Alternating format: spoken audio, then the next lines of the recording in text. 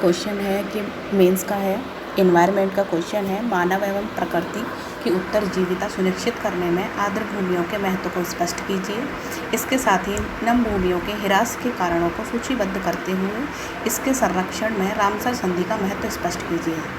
तो देखते हैं, पहले मैं अपना लिखा हुआ आंसर देखती हूँ, उसके बाद में फिर देखते हैं क्या इन्होंने सजेशन दिया है। तो इसमें है कि अब मैंने स्टार्टिंग किया है इसके कीवर्ड से, जो एक रामसर कन्वेंशन दिया हुआ है इसमें, तो मैंने यहीं से स्टार्ट किया है। रामसर कन्वेंशन के अनुसार दलदल, पंकभूमि, पीठभूमि या जल, कृत्रिम या प्राकृतिक, स्थायी या अस्थायी, स्थिर जल या गतिमान जल तथा ताज़ा, खारा व लवणयुक्त जल क्षेत्रों को आर्द्र भूमि कहते हैं। उसके बाद इसने क्वेश्चन में पूछा है कि आर्द्र भूमियों के महत्व को स्पष्ट कीजिए। तो यहाँ पर इनके महत्व को इंक्लूड करना ज़रूरी है। जहाँ पर है, पहला लिखा है कि प्रकृति की किडनी। ये किडनी क्यों कहा जाता है? क्योंकि किडनी का काम होता है फिल्टर करना, अशुद्धियों को दूर करना, तो वही है, ये अशुद्धियों को फिल्टर करने का कार्य करता है। फिर है जल का शुद्धिकरण। दलदल भूमि और वनस्पति की जड़ों द्वारा प्रदूषणकारी तत्वों के अवशोषण को करता है, जिससे कि जल का शुद्धिकरण होता है। उसके बाद में है कार्बन सिंक का बड़ा क्षेत्र है ये, जो जैविक कार्बन भंडार है, इसको पीट बोलते हैं। फिर है भूमंडलीय तापन को कम करने में योगदान करता है। बाढ़ और सूखे से सुरक्षा प्रदान करता है। संकटग्रस्त प्राणियों के आश्रय स्थल में, प्राकृतिक पर्यटन के क्षेत्र में भी योगदान देता है तथा मौसम और जलवायु का परिमार्जन करने में भी सहायता करता है। मृदा अपरदन को नियंत्रित करने एवं मृदा निर्माण में भी सहयोगी है।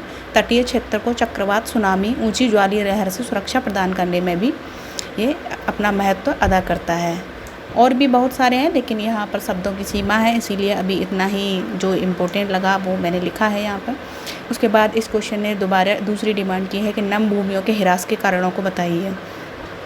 तो यहाँ पहला कारण मैंने मानवीय कारण दिया है, जिसमें मानवीय कार्यों में जल के अत्यधिक दोहन के कारण इनका ह्रास हो रहा है। तटीय क्षेत्रों, आधारभूत संरचनाओं के निर्माण से, जैसे कि हवाई पट्टी या ट्रेजिंग, ये सब चीज़ें बन रही हैं, जिस वजह से इन नम भूमियों का ह्रास हो रहा है। अति और अवैज्ञानिक मत्स्यन हो रहा है, जिसकी वजह से भी इनका ह्रास हो रहा है। मानवीय कार्यों से आर्द्र भूमि के क्षेत्र में अवसादीकरण हो रहा है।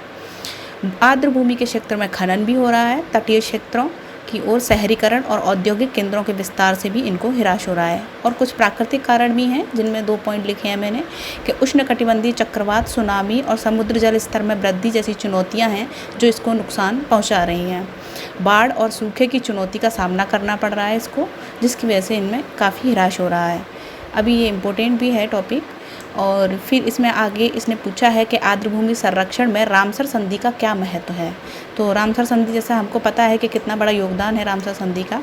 इसे 2 फरवरी, तो मैंने यहाँ पे थोड़ा रामसर संधि को उसको डिटेल में बता दिया है कि 2 फरवरी 1971 को स्वीकार किया गया तथा 1975 से लागू तथा 1982 में भारत शामिल हुआ इसमें। रामसर साइट के मानक निर्धारण में सहयोग करता है ये। रामसर स्थलों का वैश्विक नेटवर्क तैयार करता है। रामसर स्थल के संरक्षण पर अंतर्राष्ट्रीय सहयोग को बढ़ावा देता है तथा इसका और क्या क्या महत्व है कि रामसर स्थल के बुद्धिमत्तापूर्ण उपयोग अर्थात संधारणीय उपयोग को बढ़ावा देने में भी इसका महत्व है। फिर हमने इसका कंक्लूजन लिखा है कि आर्द्र भूमि मानवीय एवं पर्यावरणीय जीवन में महत्वपूर्ण योगदान प्रदान करता है, जो उपर्युक्त महत्व से स्पष्ट है। इसके संरक्षण में रामसर अभिशम, मॉन्ट्रेक्स रिकॉर्ड आदि द्वारा प्रयास जारी है। अब देखते हैं कि हमारे इस आंसर में इन्होंने क्या सजेशन दिया है। तो अब इनके सजेशन को देखते हैं। इन्होंने बोला है कि जल संतृप्त भूमि को आर्द्र भूमि कहते हैं, जिससे कि हम थोड़े से शब्दों में ये लिख सकते थे कि जल संतृप्त भूमि को आर्द्र भूमि कहते हैं, जहां हमारी ये गलती और शब्दों की थोड़ी सीमा को भी बचाया जा सकता था। और इन्होंने बताया कि जो हमने इंट्रोडक्शन कीवर्ड से स्टार्ट किया है वो काफ़ी अच्छा है, और इस तरीके से हम इसको इंट्रोडक्शन को स्टार्ट कर सकते हैं। बाद बाकी सारे पॉइंट ठीक हैं महत्व के, तथा ह्रास के कारण के भी सारे पॉइंट ठीक हैं। और ये जहाँ जो हमने रामसर संधि के महत्व को दिया है, वहाँ पर मॉन्ट्रेक्स रिकॉर्ड के माध्यम से संरक्षण, तो इसको भी, इसका हमने यहाँ पर जिक्र नहीं किया है, जिसको करना चाहिए था। और निष्कर्ष में थोड़ा सा ठीक है, लेकिन एक और इन्होंने सुझाव दिया है कि आर्द्र भूमि के क्षेत्र को दर्शा सकते थे हम, और क्या कहते हैं, जैसे कुछ एग्जाम्पल भी लिख सकते थे आर्द्र भूमियों के, जो हमने यहाँ छोड़ दिए हैं। ओवरऑल इस क्वेश्चन पर मुझे 5 नंबर मिले हैं 10 में से। Thank you so much.